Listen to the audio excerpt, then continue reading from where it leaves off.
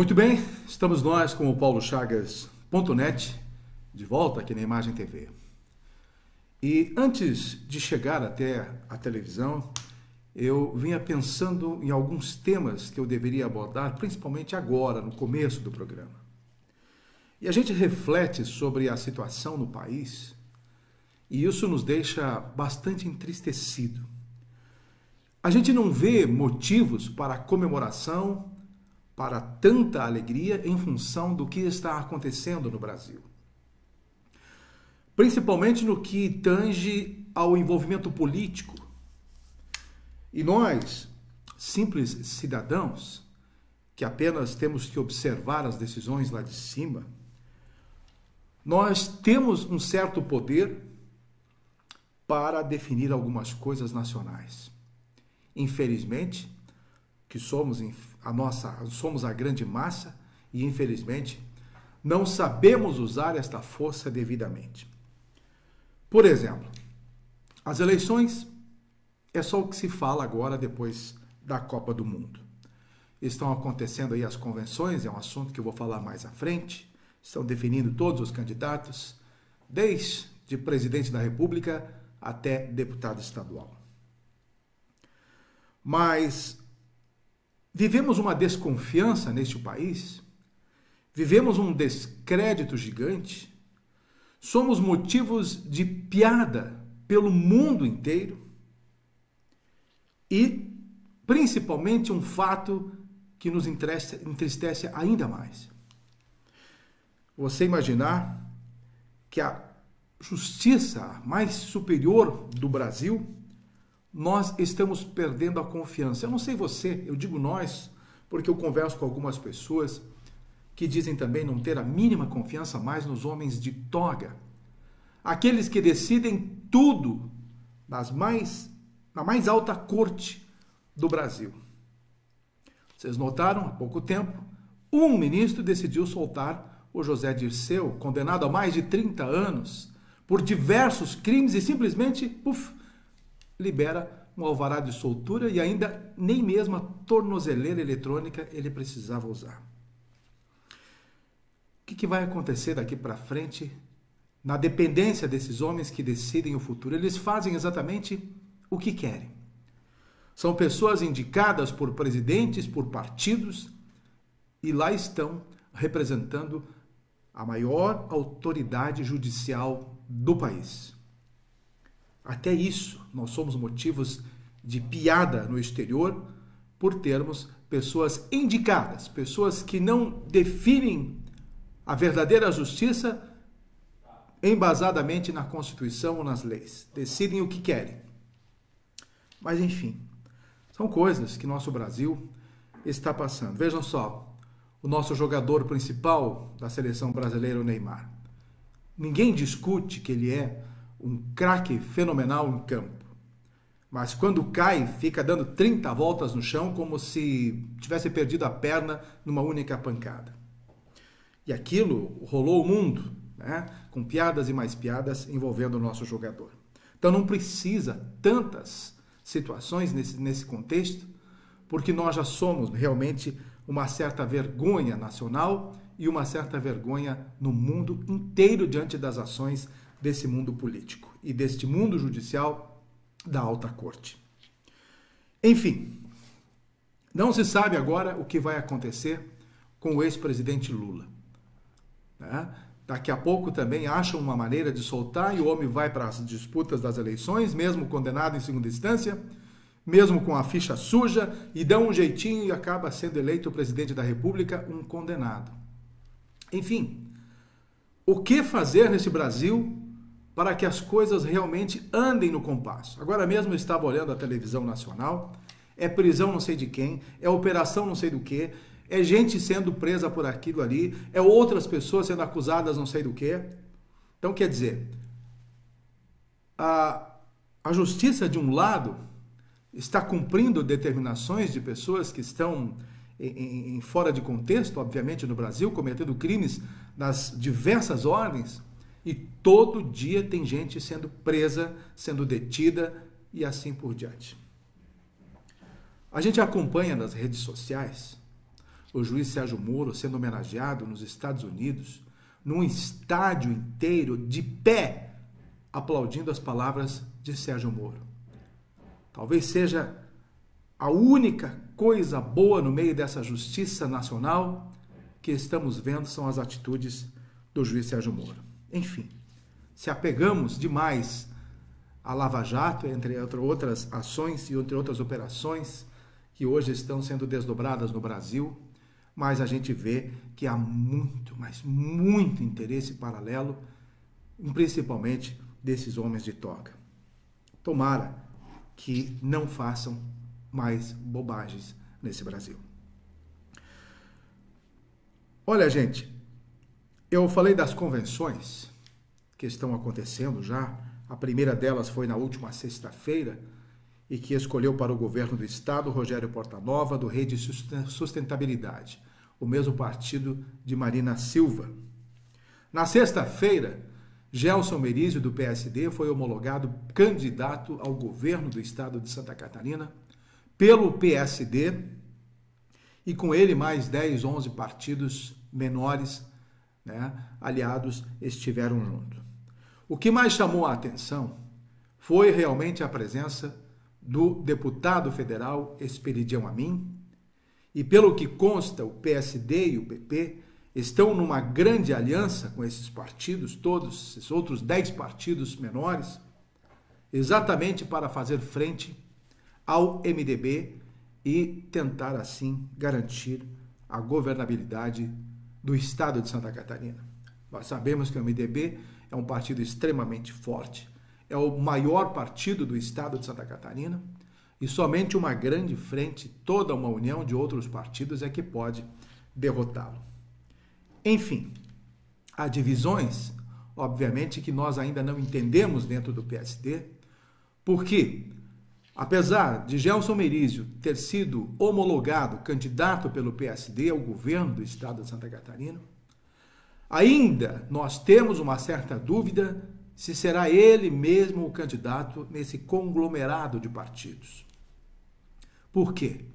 Esperidião Amin, do PP, também gostaria de ser candidato e ele é uma aliança extremamente forte e importante nesse contexto dentro do projeto do PSD, pois hoje está posto da seguinte forma: o PP vai fazer a sua convenção lá pelo dia 4 ou 5 de agosto, nos últimos dias. Se Esperidião Amin decidir também ser homologado governador do estado de Santa Catarina, ou candidato ao governo do estado de Santa Catarina, eles vão se tornar inimigos partidários nestas eleições.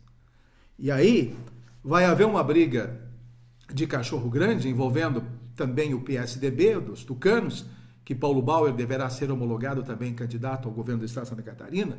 Ele não aceita uma coligação com o PMDB simplesmente para serviço ou coisa parecida. E também não aceita simplesmente um ajuste junto a esse grupo do PSD, PP e outros partidos que estão coligados, porque onde se enquadraria o PSDB dentro deste grupo maior? Vaga de vice seria do PP ou do PSD. Vaga ao Senado teria provavelmente o Esperidião Amin e o Raimundo Colombo. Não teria mais vaga ao Senado, ou se tivesse um terceiro coligado com vaga ao Senado nessa majoritária, não dá. Então, gente, a política ainda está uma indefinição muito grande nesse campo, ligando o PSD e o PP. A proposta é de que Merizio seja o candidato ao governo, Esperidião Amin e Raimundo Colombo façam uma dobradinha no Senado, mas aí um pode tirar voto do outro e de repente nenhum dos dois se eleger, porque teremos outros candidatos ao Senado de outras siglas e muitos votos se pulverizarão durante esse pleito. Então, realmente há uma indecisão que nós não sabemos ainda qual vai ser o desfecho do PP diante desta coligação com o PSD. Vamos aguardar para ver. Nesta convenção do sábado que passou lá na Assembleia Legislativa do PSD, a grande surpresa, é claro, foi homologado também o nome de Raimundo Colombo para o Senado. Mas houve uma homologação que foi uma surpresa para todos, basicamente, aqui da cidade de Lages, o nome da vereadora Aidamar Ofer, como candidata a deputada federal. Por que Aida Mar é candidata a deputada federal? Porque exatamente o fato de Carmen Zanotto, que seria natural pré-candidata à reeleição a deputada federal, com uma possibilidade de realmente ser reeleita deputada federal, uma eleição basicamente muito bem encaminhada para ser reeleita como deputada federal, eis que surge como opção para o MDB. O MDB, que tem lutado para que os tucanos entrem na sua chapa como a condição de vice, mas não estão conseguindo, resolveram então buscar uma alternativa, e essa alternativa recaiu ao nome de Carmen Zanotto para ser a vice de Mauro Mariani, do MDB. Aliás, o MDB esteve num grande evento neste último sábado na cidade de Curitibanos, que ali já é meio oeste, mas enfim, envolvendo toda a região serrana e do meio oeste, para um grande trabalho de campanha já basicamente, embora não esteja homologado. E Carmen Zanotto, então, nesse sentido, poderá ser a vice de Mauro Mariani. Não está ainda 100% definido, mas tudo indica que ela vai aceitar. Agora, gente, sendo Carmen Zanotto candidata a vice-governadora, nós, na região serrana, basicamente ficaremos órfãos de representatividade em Brasília. Eu não acredito mais de que outro nome possa realmente ser eleito deputado federal pela Serra Catarinense, porque vão realmente pulverizar todos esses votos com outros candidatos paraquedistas, entre outras situações. Então, minha gente, nós estaremos condenados a não ter candidato a deputado federal. E ainda, minha gente, devido ao grande número de candidatos a deputados estaduais, poderemos também ficar sem representante na própria Assembleia Legislativa. Eu torço para que isso não aconteça. Essa história de serrano vota em serrano, até agora ainda não vingou essa nova campanha, mas de qualquer forma a gente nem sabe mais quem é que pode representar a nossa região, porque tem candidatos de fora que às vezes fazem muito por todas as regiões do estado de Santa Catarina e talvez recebam também o voto. É o caso de Valdir Colato, é o caso de João Rodrigues, que tem uma forte participação aqui na Serra Catarinense, até por pertencerem à vizinha região aqui do oeste de Santa Catarina, né? Muita gente faz a interligação de oeste com a Serra Catarinense, chamando de Grande Oeste, até a ligação da Serra. Então, nesse sentido, pessoal, nós estamos numa situação bem complexa. A Serra Catarinense, que já é pouco representada nas esferas federais e estadual, poderá então ficar órfão nesse sentido. Então, Carmen Zanotto, eu particularmente, não gostaria de vê-la na condição de vice, porque o que é vice na ordem do dia?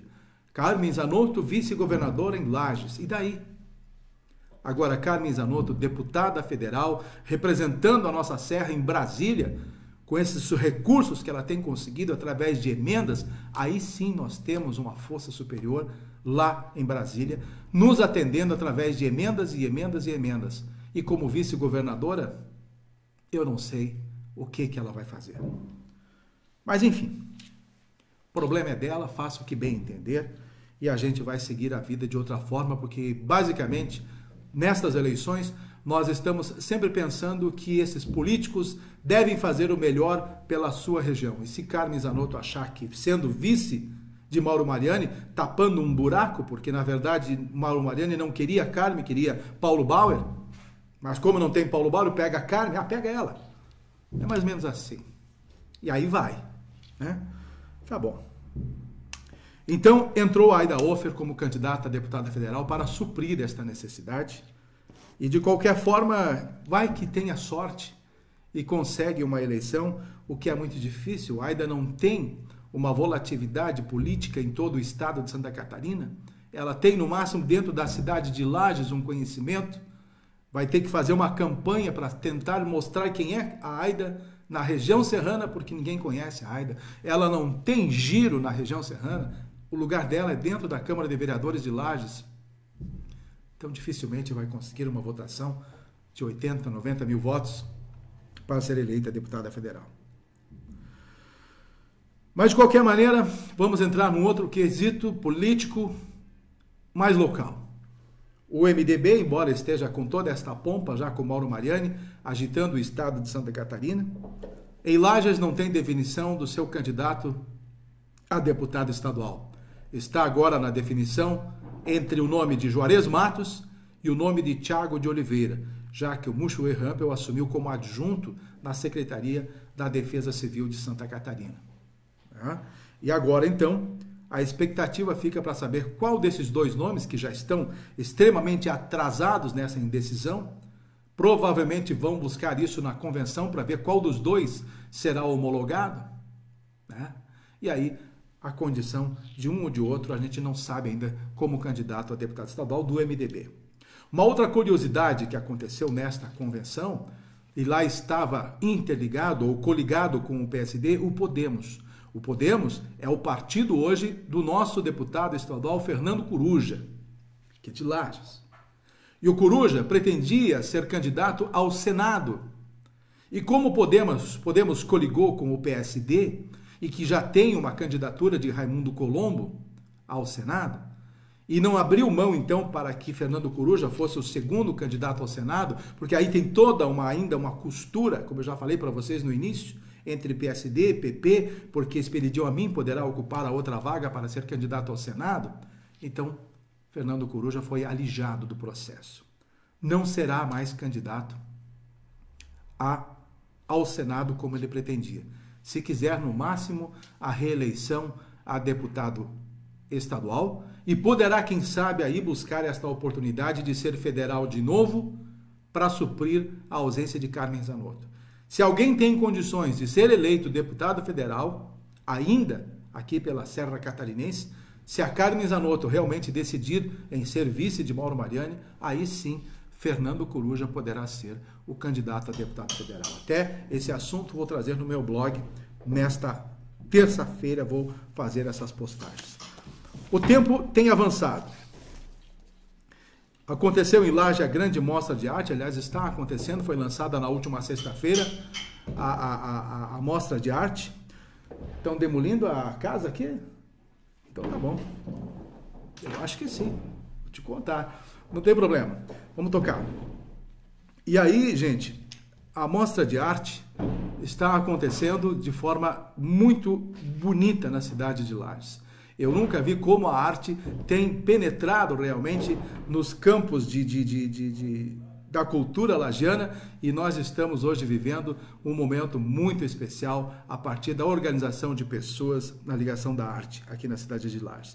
Tanto quero parabenizar o primeiro Lages Matsuri, que aconteceu neste último sábado, da migração japonesa aqui no Brasil, e aqui em Lages uma grande festa envolvendo os japoneses. Eu quero falar mais duas coisas antes de encerrar o nosso programa. Eu estive conversando com o pessoal da CDL nesta semana e a revitalização do centro foi um dos assuntos. E eu perguntei para o pessoal da CDL qual é a preocupação de vocês. Se as obras tivessem que começar hoje, numa proximidade já com o Natal. Digo, olha, Paulo, não nos interessa essa questão. Nós queremos ver estas obras acontecendo, nem que comecem no dia 24 de dezembro, ou às vésperas deste período natalino, não importa, nós queremos estas obras acontecendo. Até porque eles vão começar estas obras pela praça, e nesta praça a revitalização pode ser feita a qualquer momento, independente deste período natalino. E isso tudo, então, possa ser concretizado a partir, então, desta nova licitação que foi feita para a remodelização, a revitalização do nosso centro de Lages. Então, está aí. A CDL só quer que isso se cumpra, que isso aconteça, independente do período natalino. Tem gente que diz, mas agora vão fazer um trabalho de revitalização no centro da cidade, justamente no período das vacas gordas, da CDL, do nosso comércio. E aí, então, Eles não querem saber, gente, querem que comecem essas obras. Já há muito tempo estão esperando por elas e não estão mais preocupados se vai ser perto do Natal, depois do Natal, antes do Carnaval. Não importa, querem as obras da revitalização acontecendo a qualquer momento. E nós torcemos para que esta licitação se conclua e realmente comecem efetivamente a revitalização do centro da cidade de Lages. É o que todo mundo quer. Esteve em Lages no último sábado de manhã e eu acompanhei os amigos da Árvore. Gente, a turma da Árvore, melhor dizendo. A turma da Árvore, vocês podem não entender, mas é um grupo de pessoas que estão preocupados com o planeta e em plantar árvores em todo o planeta, principalmente aqui no Brasil, obviamente, mas foi criado aqui na cidade de Lages pelo lagiano Alexander Camandoli, o Alex, ele que é um dos sócios da NDD Digital, uma das pessoas aficionadas pelo meio ambiente. E aí eu fiquei lembrando a eles o projeto Vida e Natureza, que há 12 anos eu também comungo com essa ideia de, através do projeto Vida e Natureza, que aliás está sendo retomado também a partir deste mês de agosto, volta a ser impresso pelo menos como um informativo nas escolas municipais da cidade de Lages. Retomei o jornal Vida e Natureza de uma forma mais simplificada, aliás, retomei o projeto Vida e Natureza de uma forma mais simplificada, por entender que eu não posso mais deixar de lado o projeto Vida e Natureza de jeito nenhum. A natureza está precisando de nossa ajuda, de nosso apoio, e eu, como jornalista, também me considero um profissional da área ambiental. Eu também não posso deixar de lado, porque é uma área que eu tenho a maior paixão do mundo, que é cuidar do meio ambiente. E como jornalista, é uma forma de eu servir também à sociedade através desse projeto. E aí, analisando a conversa do prefeito de Colatina, do Espírito Santo, que esteve aqui, né, lá de pertinho de Mariana, naquela cidade que foi tragada basicamente por aquela barragem que acabou matando muita gente, o prefeito de Colatina, Sérgio Meneghelli. Uma figura, uma pessoa extremamente simpática, uma pessoa que, segundo contou rapidamente a história dele, nasceu de famílias pobres, nasceu de uma família muito pobre, e que hoje o salário de prefeito dele é o maior salário da vida dele, gente. Ele ganha em torno de R$7.000 com os descontos. E está lá, prefeito de Colatina. Ele não é um prefeito de gabinete, ele trabalha o tempo todo na rua, ele pega na enxada, ele vai cortar grama junto com as pessoas, ele vai pintar as escolas com as pessoas, ele não quer nem saber.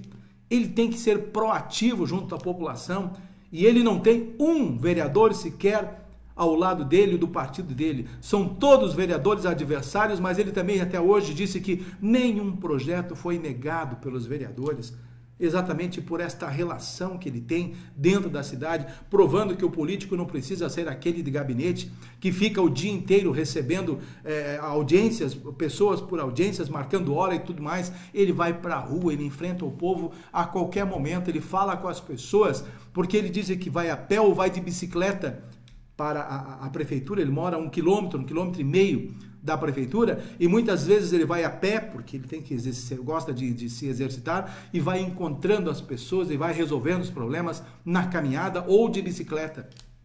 Né? Quase nem usa o carro da prefeitura para poder se locomover na cidade de Colatina. Mas então, o que eu quero dizer com isso é que Lages está bastante integrada com esse projeto, a Turma da Árvore, e eu também estou começando a fazer parte, ainda não estou oficialmente ligado à Turma da Árvore, mas recebi o convite e vou sim participar da Turma da Árvore, integrando também o meu projeto Vida e Natureza como forma de colaboração. É mais ou menos isso que nós tínhamos para dizer hoje, né? Claro que teríamos outros assuntos a serem colocados, mas o tempo urge, né?